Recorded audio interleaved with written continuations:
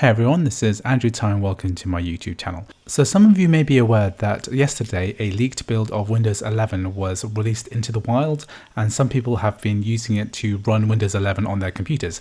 Today I'm going to be talking about getting Windows 11 to run on the M1 Apple Silicon Mac. Now, I'm not going to call this a particularly useful tutorial because the current state of emulation of x86 operating systems like Windows 11 is going to be extremely poor, and the actual performance that we get from using this particular method is going to be nothing like the performance that we get running Parallels, running the Windows ARM operating system there.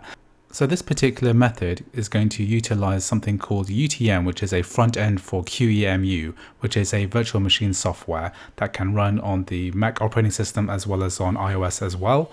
So what we're going to do is download UTM. I'm going to leave a link to this in the description, and then I'm going to copy this file to the applications folder, and then we are going to control click and then open up the UTM application.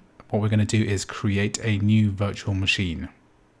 Then I'm going to allocate a little bit more RAM, 4 GB of RAM, into the System tab here. Then I'm going to click on Show Advanced Settings. Then I'm going to set the CPU core count to 4. And then in the Drives tab, I'm going to add a new drive, and I'm going to add an IDE drive of 40 GB in size. So then we need to click Import Drive, and now we need to link to our Windows 11 ISO. So I'm not actually going to provide a link to the Windows 11 ISO. It's up to you to find this yourself. You can make a note of the file name. This is the particular version that pretty much everyone else is using it right now. And then we just save, and now we can click play to start the virtual machine. So just a fair word of warning, this particular setup process is going to take a very long time because the emulation of the x86 operating system is so slow. So I'm going to speed up sections of this, otherwise it would take literally about an hour or so to complete this process.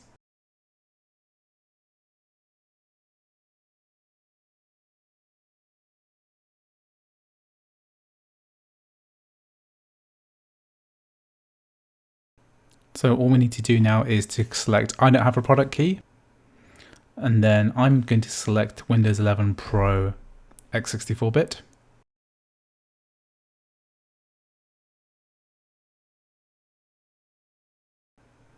So in this part, all we need to do is select the custom installation, and we're going to select the 40 GB drive that we created earlier. So now I'm going to let this installation process proceed, and I've sped it up by 100 times because it's going to take a really long time. So this isn't really so much a tutorial as a proof of concept. No one is realistically going to test or even use Windows 11 properly, and especially on a virtual machine that's running an x86 operating system on an ARM chip. And this particular process where I was setting this up, this took a very long time because there was going to be a lot of lag between the actual presses of the keys or the mouse and then something actually appearing on the virtual machine. And this whole setup process took really quite a long time, but we finally managed to get into the desktop. So I didn't really get to test many of the features, but one of the cool ones was the new window management system, which allows you to snap the windows using a mouse interface. And to be honest, the only kind of substantial difference that I can see is that there's quite different icons, and the start menu is now centered and all the icons are now centered. I would actually struggle to see if there's actually any real difference between the Windows 10 and Windows 11 in terms of performance, in terms of actual features. Also, it remains to be seen whether we're actually going to see an ARM version of the Windows 11 operating system, because that is going to be something that we could actually use on the M1 Apple Silicon Mac. And if this is going to be the future of Windows, then hopefully Microsoft is going to get their act together and either license the OEM version of Windows ARM or actually work with Apple together to create some kind of bootcamp version of the ARM operating system.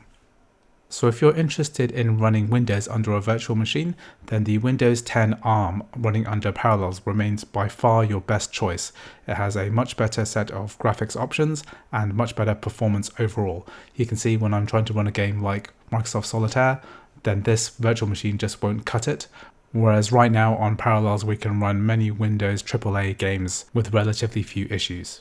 Anyway, I hope you found this experiment quite interesting. If you did, please like and subscribe. If you have any more questions about running Windows 11 on the M1 Apple Silicon Mac, or if you have any requests, please leave a comment. Thank you for watching. I will see you in the next video.